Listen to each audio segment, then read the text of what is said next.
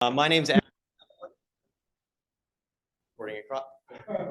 So just as a note, the speakers will be recorded. The discussion that we'll have after the speakers are done with their presentations, there will be we'll cut the recording off at that point. So just to give you an idea of who I am, my name is Aaron Stempowitz. I am the chairperson of the Springfield Township's Environmental Advisory Commission. I've been doing this for a little while, and I think a little over 4 years. And my role here today is going to be more of a facilitator to help move our discussion period along and introduce our speakers tonight, and also give you an idea of what the agenda looks like. So this is really the primary goal of this is an educational forum, right? And the goal is to provide folks here with as much information as possible on single-use plastics, and then any sort of actions we can take to the extent that we want to address certain aspects of the use of single-use plastics.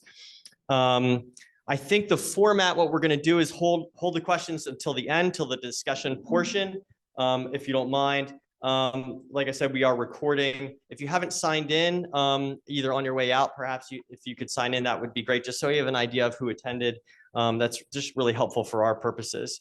Also, I want to say that we're also going to discuss as part of this tonight a number of ordinances that have been passed in other municipalities and townships, and what Springfield might end up considering. But I want to make pretty clear that to the extent that anything gets proposed to the Township of Springfield, there would be a notice and comment period where all you folks would have the opportunity to make your voices heard in any comment period before the township actually enacts anything. So if you don't like the particular language of any ordinance or any action that the township is taking, you have an opportunity to engage there. So with that, I want to give you an idea of what the agenda for tonight's going to be. First, we have Farron Savitz, who's going to start off. Farron Savitz is the zero waste advocate for Penn Environment and their lead on single-use plastics.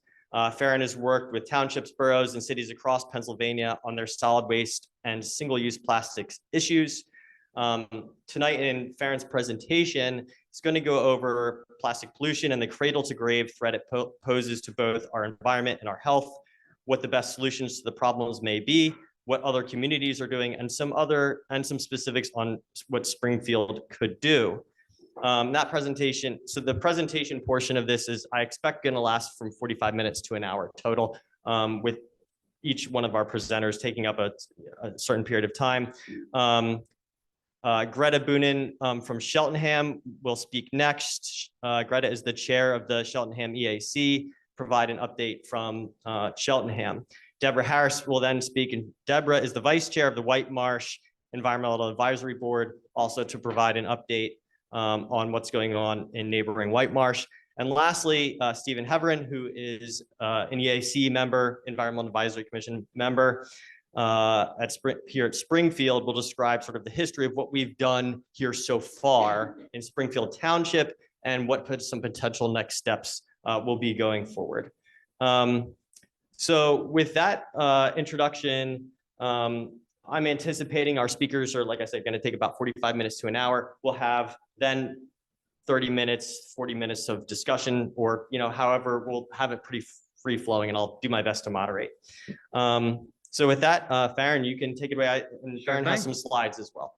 Well, the slides we're having difficulty with the slides. So we'll go without them. If people are interested in the visuals, I can send them around after. Also, if you can't hear me, just sort of shout and I'll speak up. But thank you all for coming out tonight. Again, I'm Farron Savitz. I'm the zero waste advocate with Penn Environment. If you're not familiar with us, we're a statewide environmental nonprofit. We believe Pennsylvanians deserve clean air, clean water, and a safe and livable climate. As a zero waste advocate, I've spent the past few years working with cities, townships, and boroughs to tackle waste, and especially waste from single-use plastics. I'll talk a little bit about why plastic pollution is such an issue from an environmental and public health standpoint. I'll talk a bit about what we've been doing around the state and what Springfield could do. I guess basically the problem with plastic is that we use a lot of stuff, and a lot of that stuff, especially when it comes to plastic, is made to be used once and then we throw it away. But the reality is there isn't really an away. With plastic, if it's going to a landfill, if it's going to an incinerator, if it's going straight into our environment, that plastic is harming us, it's harming our health, our environment, our wildlife, and it's causing impacts for years to come. If you think about plastic bags, straws, utensils, bags of chips, coffee cups, water bottles, all these products that we use in our daily lives, we just use them for a couple of minutes and then we throw them away. Every year, Americans generate about 35 million tons of plastic waste, but less than 6% of that gets recycled. The rest, the vast, vast majority, ends up in our environment, in a landfill, in an incinerator. I'm sure we've all seen photos of a bird wrapped in a plastic bag, a turtle with a straw up its nose. And that's one of the direct impacts of plastic, and especially litter. It can harm our wildlife. They mistake it for food, so they eat it and can choke on it. It can stop them from finding actual food. It cuts off their airways. Plastic can contain chemicals, so when our wildlife eat it or drink it, then it can cause problems for their reproductive health, for their normal biological patterns, for their lifestyles. But it's not just wildlife when it comes to harms with plastic. Plastic pollution hurts our infrastructure, it hurts our wallets. Plastic bags clog storm drains so that the effects of heavy rainfall, like we've been seeing the past couple of days, and flooding, they get worse if our storm drains are covered by plastic bags. That causes damage to our homes, our property, our streets. And that's a lot of cost to not only keeping these storm drains clean and clear, but also to repairing damage. And that's cost borne by our townships, our boroughs, our cities, and ultimately by us, taxpayers, citizens. Plastic bags especially, they get tied up in recycling machinery, the equipment that sorts our recyclables. It makes that process more expensive, it makes it harder to do, and it makes it more time intensive, adds more labor. And so that makes recycling of all materials more difficult, more expensive, more costly for us. And that makes it more difficult to sustainably get rid of things that we can recycle, that we can get rid of in a good, environmentally friendly way. PennDOT spends millions of dollars every year cleaning up roadside litter, and plastic is the most common form of that litter. A study of 9 municipalities in Pennsylvania found that they spend close to $70 million every year just on litter and illegal dumping. If that's how much it costs our biggest cities, the ones with the most resources, the best ability to combat these problems, it's certainly a problem for our townships and our boroughs, our smaller communities.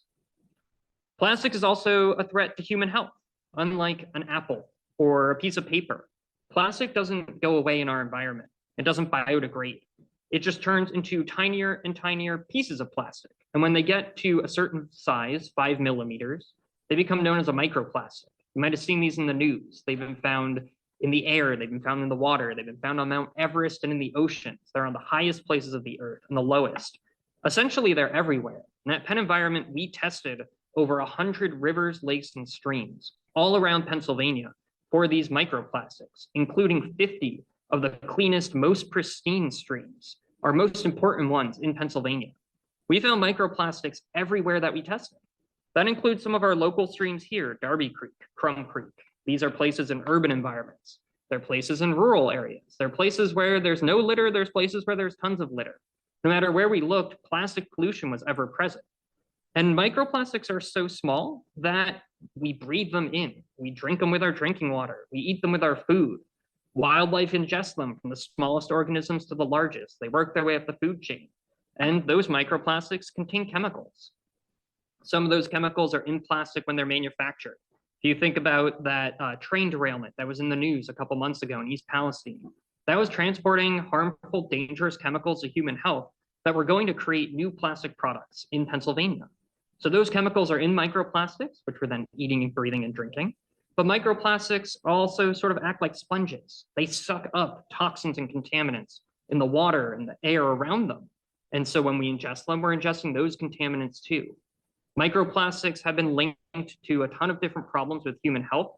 They're endocrine disruptors, they cause hormonal effects, reproductive problems. Essentially, they are harming us and our health. And we consume these every single day. Some studies suggest we ingest about 5 grams of microplastics every week, just from living our daily lives. Put that into perspective, that's about the amount of plastic in a credit card or a single-use plastic bag. Every week, you are eating, breathing, and drinking a plastic bag just from living your daily life. It is gross. It is absurd. And it's why I and municipalities all around Pennsylvania have been working to tackle this problem. Because if plastic is everywhere, we have easy alternatives. You think about a plastic bag, we have reusable bags, we have paper bags. So let's just get rid of the single-use plastic products. So at Penn Environment, that's what we've been doing. We've been working with townships and boroughs just like this one to pass these laws. So far in Pennsylvania, there have been 18 ordinances that have been passed tackling single-use plastics. My notes say 17, but the 18th passed just last week in Lower Merion. So breaking news, Narberth was the first to take action way back in 2018. So Montgomery County, you guys are the ones that sort of started all this. They banned plastic straws, passed a 10-cent fee on plastic bags. The following year, Westchester passed a ban on plastic bags and straws, plus a 10-cent fee on paper and reusables. And then that same year, Philadelphia passed a ban on plastic bags. Someone is very fired up about plastic bags. The same year, the state legislature actually passed a preemption law, a ban on local plastic bag bans, stopping townships, boroughs, and cities from taking these actions and from putting a dent in our plastic problem. It was set to last a year, but they extended it in 2020. But several municipalities, including your neighbors in Narberth and Lower Merion, along with Westchester, Philadelphia, and Pittsburgh, sued the state legislature. They allowed that preemption to expire at the end of 2021. And since then, there's been an explosion in communities taking action, taking the lead on this issue. Since preemption expired, 15 municipalities have passed plastic bag bans. We're now at 18 total. They cover about 17% of Pennsylvania. That's 17%. When they're all effective, they could eliminate 800 million single-use plastic bags. That's about 4,400 tons of plastic waste every year that otherwise would go to a landfill, an incinerator, or straight into our environment that these laws have managed to tackle and take on. It's not just plastic bags, though. We've seen bans on other types of single-use plastics, like polystyrene foam, what you guys think of as styrofoam, those foam coffee cups, takeout containers. The first ban on polystyrene foam passed last year in 2022, as did the second and third and fourth. And the fifth ban on polystyrene passed in Swarthmore Borough just a couple weeks ago. So we now have 5 total of those. Townships have taken action on single-use plastic straws, on plastic utensils, other types of plastics. And these are all things that, if we just allow them, would end up in landfills, incinerators, or directly in our environment. We know laws like these work. The city of Philadelphia last month put out a study on their plastic bag ban. They found that after they put their ban into effect, it decreased plastic bag use in the city by over 90%. Who would have thought if you pass a ban on plastic bags, people stop using plastic bags? But it's super effective. It was a decrease equivalent to filling Philadelphia City Hall with plastic bags every 8 hours. And Philadelphia City Hall is quite a big building, so that's a lot of plastic bags.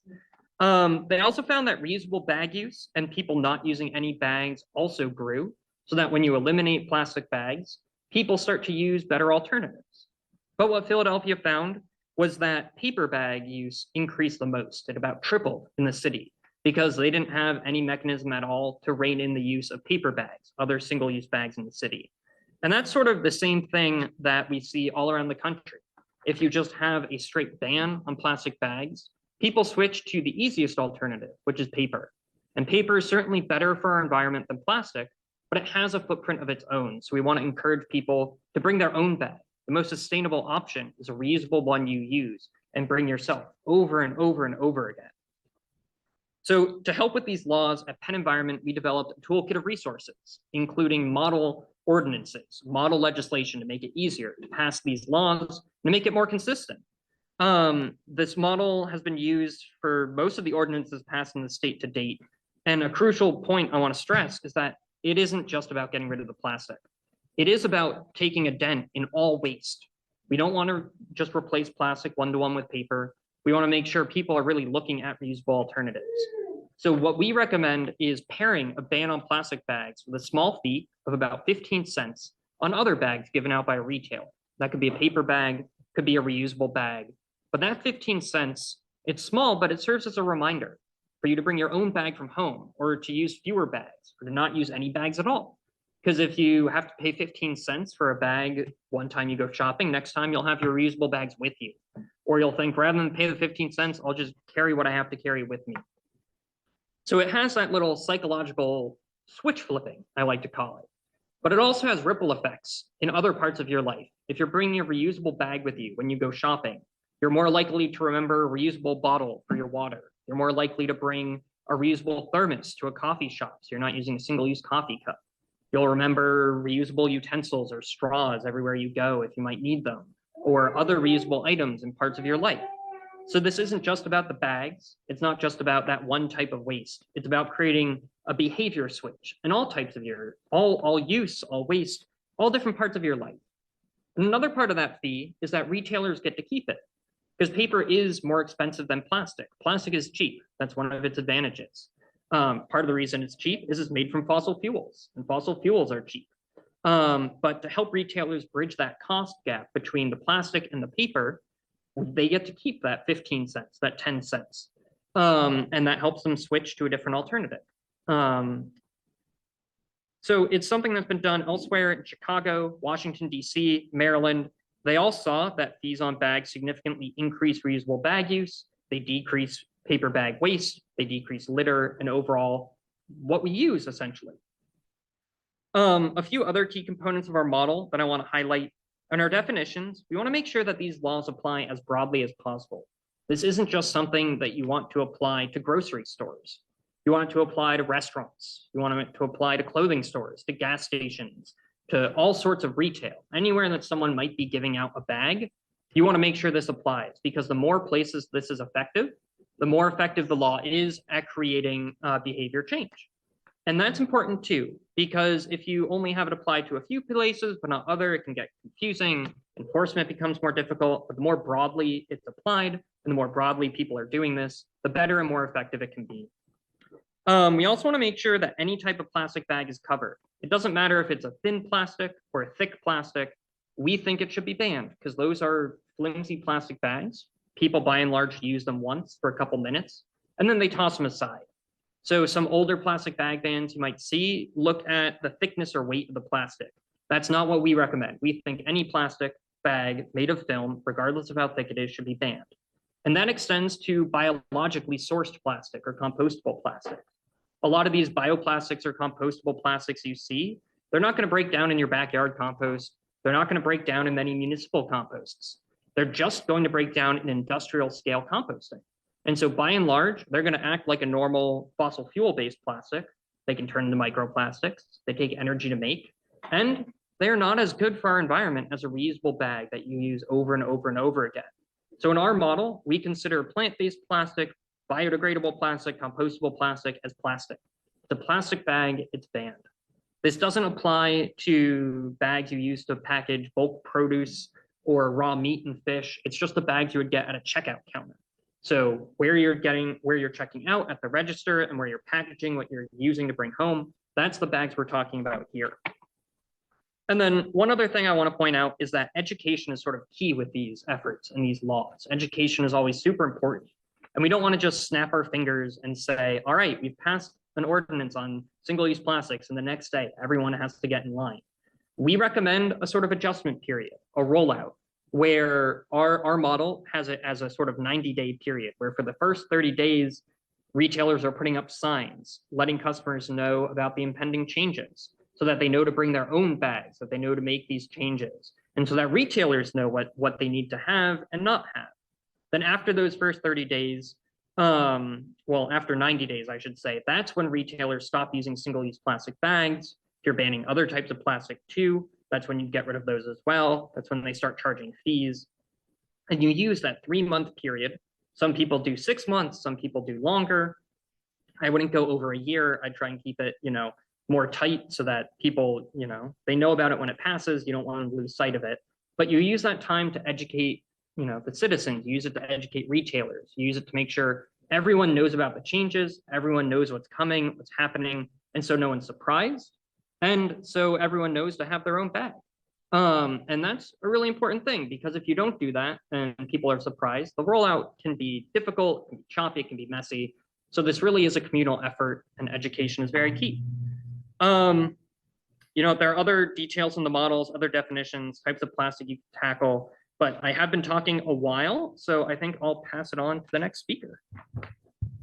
Yeah, and before Greta, thank you, Farron. That was great. And Greta, before you start, I just want to flag one article that I've seen pop up in discussions like this, and it was an NPR piece done back in 2019 that I'm sure you're aware of, where there were like some concerns raised about the efficacy of plastic bag bans, and one of the main things that was discussed in this NPR piece was that in townships and municipalities where you have a plastic bag ban, you then see an uptick in sales of bags at grocery stores, like the 4-gallon little bags.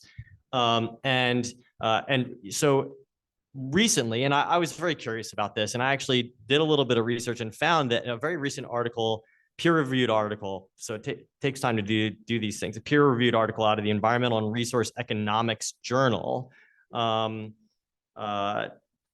The Spillover Effects of Grocery Bag Legislation, actually found that the net impact was still a significant reduction in the total amount of plastic used, even where you see an uptick in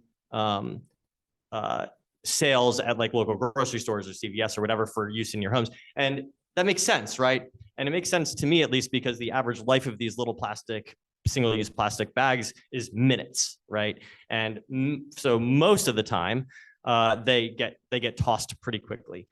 There may be a lot of folks like who may reuse them for picking up dog poop or putting in their little trash bins around their house, but that's not everybody, and that's not every bag. And in fact, that's the vast minority of these bags. So really, all that data makes quite a bit of sense. And so just wanted to make sure that we addressed that concern somewhere off the bat before we got too deep in some of our updates. And so Greta, with that, if you don't mind giving us an update on what's going on in Cheltenham. Thanks. Sure. Thank you for having me. The short story is that if you can't hear me, wave your hand. I'll talk louder. Is that in April of this year, the commissioners of Cheltenham unanimously passed a single-use plastic bag ordinance. So some background is that the EAC decided to advocate for this after a couple of us had gone to some meetings that Richard Metz organized of a coalition of local EACs and townships to see if we could get things going in the suburbs now that Philadelphia had passed a single-use plastic bag ban. So that was in fall of 2021, I believe. So it took us about 18 months from then until the commissioners passed the ordinance. And the ordinance is, just like Farron was explaining, based on the Penn Environment model. And though the commissioners decided on quite a long rollout, so it won't go into effect until January 1st, 2024, to give the township lots of time to communicate the change to businesses and residents. So I don't think we have to talk about why we're doing it. The ordinance is a ban fee hybrid, just like Farron explained, and it's only bags. We didn't include styrofoam or straws. So it bans the use of single-use plastic bags by retailers at checkout. Instead, retailers can provide paper bags with at least 40% recycled content or reusable bags, but they have to charge at least 10 cents for those alternative bags. And the retailer keeps the fee, and the charge must be noted on the receipt. So anyone who looks at the receipt is reminded that they, that they paid that fee. And why a fee?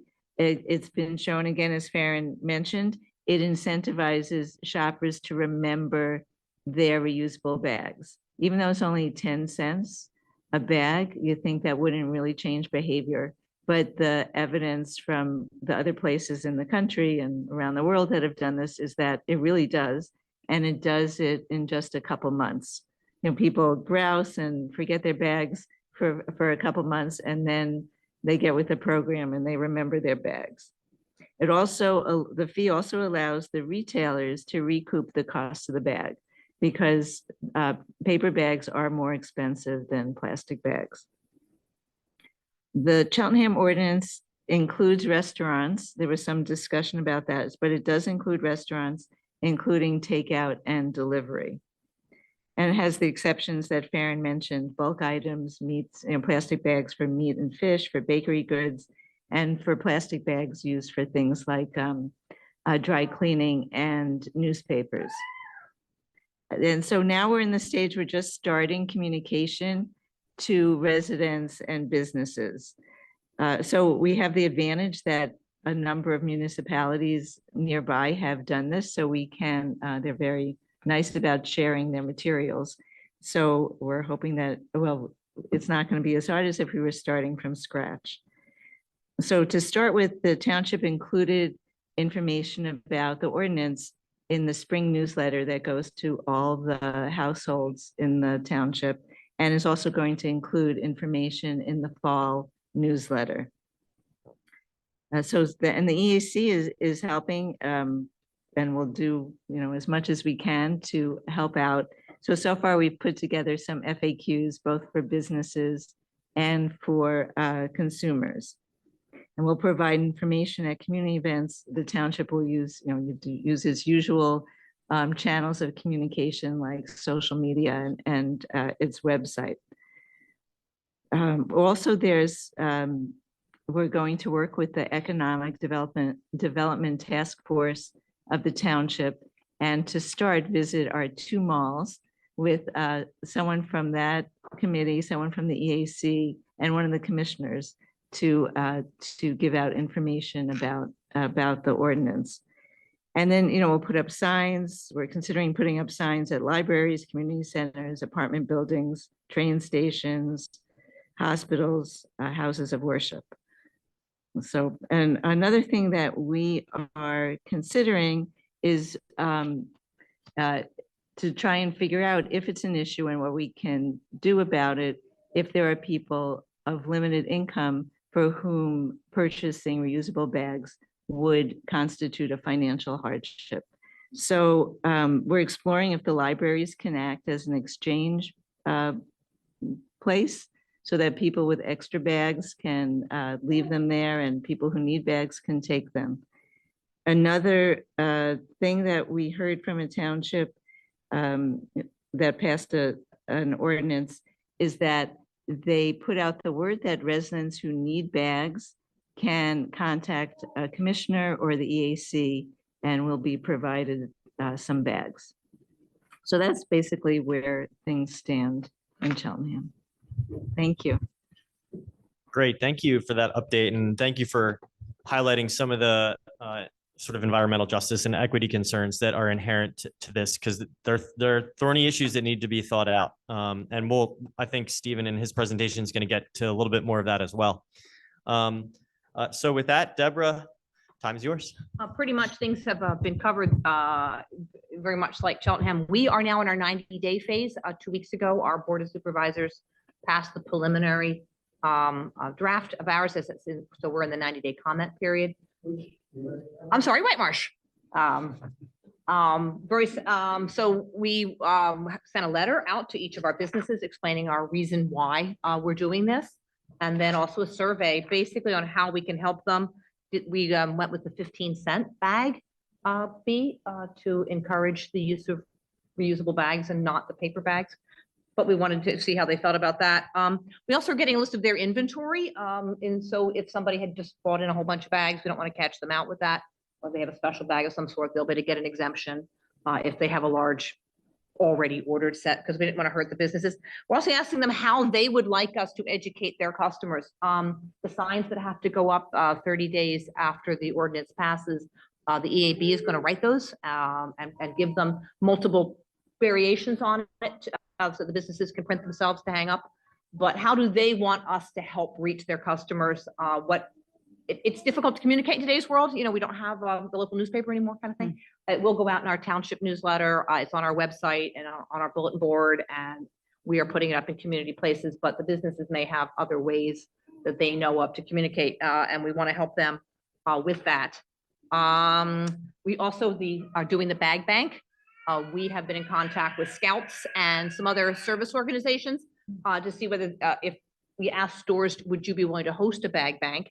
And then we can help supply bags. There'd be a potential location they could call or communicate and get bags at the Scouts or whoever. Eventually, we have some Girl Scouts right now interested, would handle that. But we'd also have the township would be a drop-off spot for people with extra bags, because that is an equity issue for, for people. The bags are a few dollars, but for some people, that's a real issue.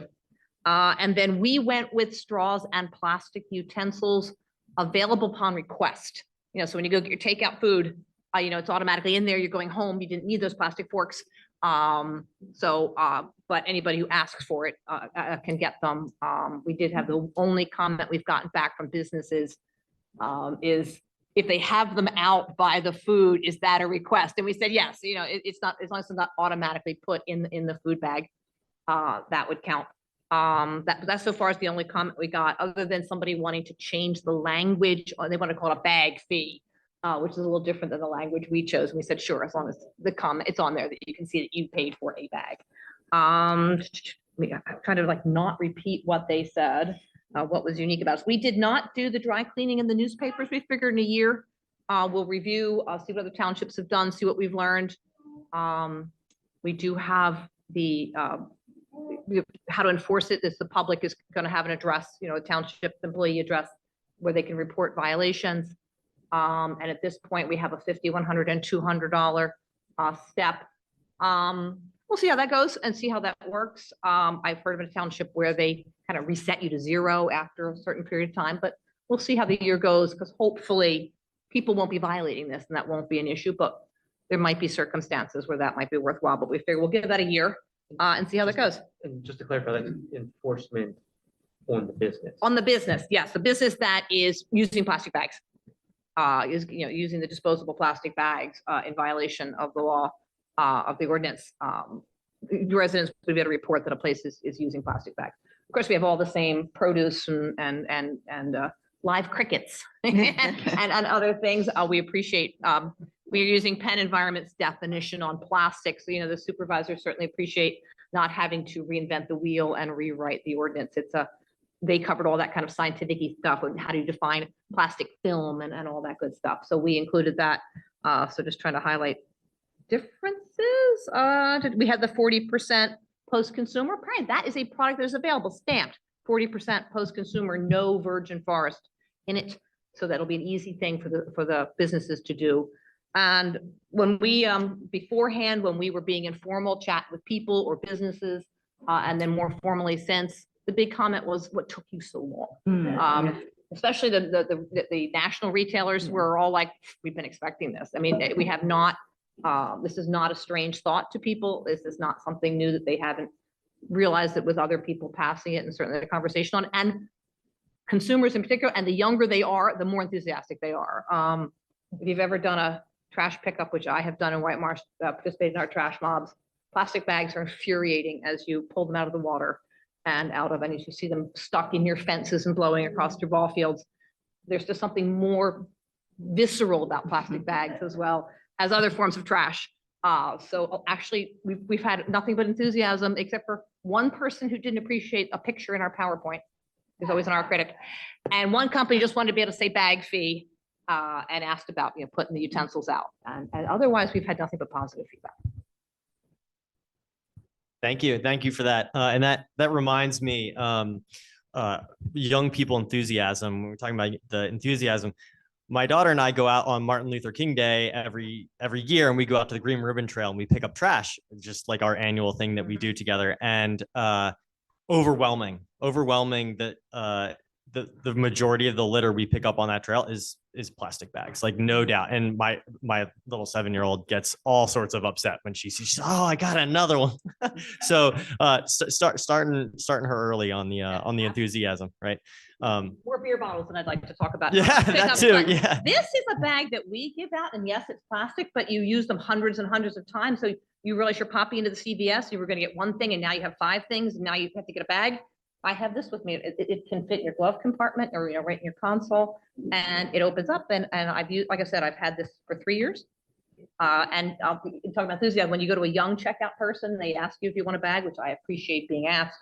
That's a step better in the world. They're so excited when you say no, because it's just so easy to carry with you. As I go grocery shopping, to bring your bags, but this is great for those popping moments. Thank you. Thanks for that.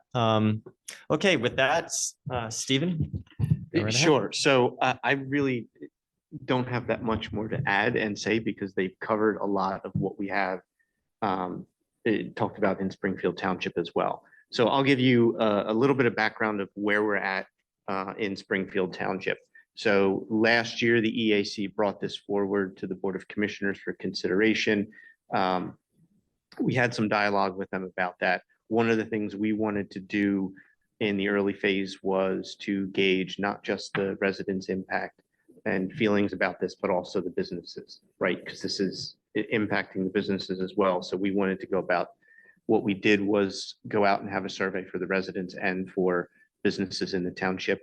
A number of our members, along with one of our commissioners, went door to door with the businesses to, one, make sure they were aware of the survey, to get their feedback on a bag ban, and to have those conversations with them and to discuss, start to get that feedback. So we took that survey information, we brought that back to the Board of Commissioners along with a proposal of a ordinance that mirrored a lot of this with a fee, the exemptions that were talked about here previously, and our time period for rollout and enforcement would have been about a year, 12 months to get it from when the ordinance would be passed and approved. Enforcement as well would be similar, that it would be if someone calls, then enforcement would come out, talk to the business about it and get that addressed. And there was the option there for penalties if that came to be. Overwhelmingly from both of the surveys, the businesses, again, like were mentioned, were, yes, we, especially the larger chains like Acme and Giant are more, they're doing this in other places. So they're just like, yep, you let us know when, and we'll make those changes. So we put that forward before some of those conversations. It did not pass the first time from the board. We took some comments and some feedback from them. They had asked us to kind of consider a few things, one of them being equity, and the other piece being to get more information around a programming guide to go along with the ordinance in terms of how we would roll this out, how it would be implemented, how we would continue with education of the businesses and of the residents and some things like that. And I think a few of the commissioners as well just needed some more time. We were a little kind of probably condensed and fast because we were very eager about this. So they needed some more time to have some conversations. So we've done that. We've continued to do some educations. This is one of the things that we're doing. A few weeks ago, I did a presentation across the library with personal sustainability, practical sustainability for yourself, how you can kind of take some of these actions, such as, bringing your bags everywhere and also making kind of other changes with other types of single-use plastics in our lives.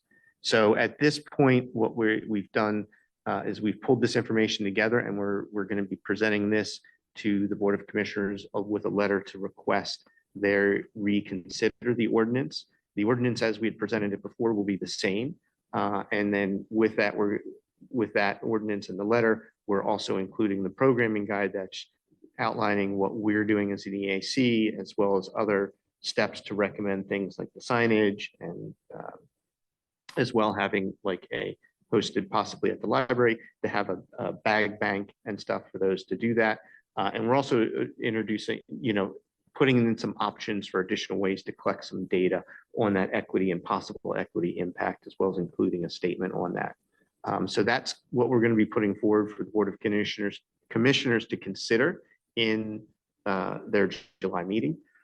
And that's kind of where things stand for the township here. Great, thanks, Stephen. It took a tremendous amount of work to get to where we are today with, putting together the survey, designing the surveys, getting the surveys out, getting the feedback from the community, putting together the program guide, writing updates in the township newsletter, all these sort of things. And hopefully they're all sort of coming together in one sort of direction.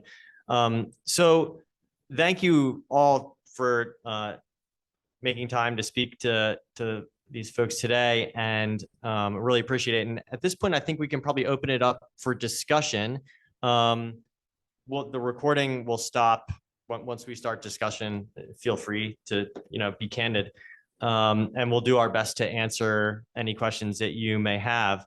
I have a few that I've jotted down also, but I want to make sure folks here get an opportunity to ask questions first. So with that, I'll open up the forum. Just please raise your hand and I'll do my best to call on folks.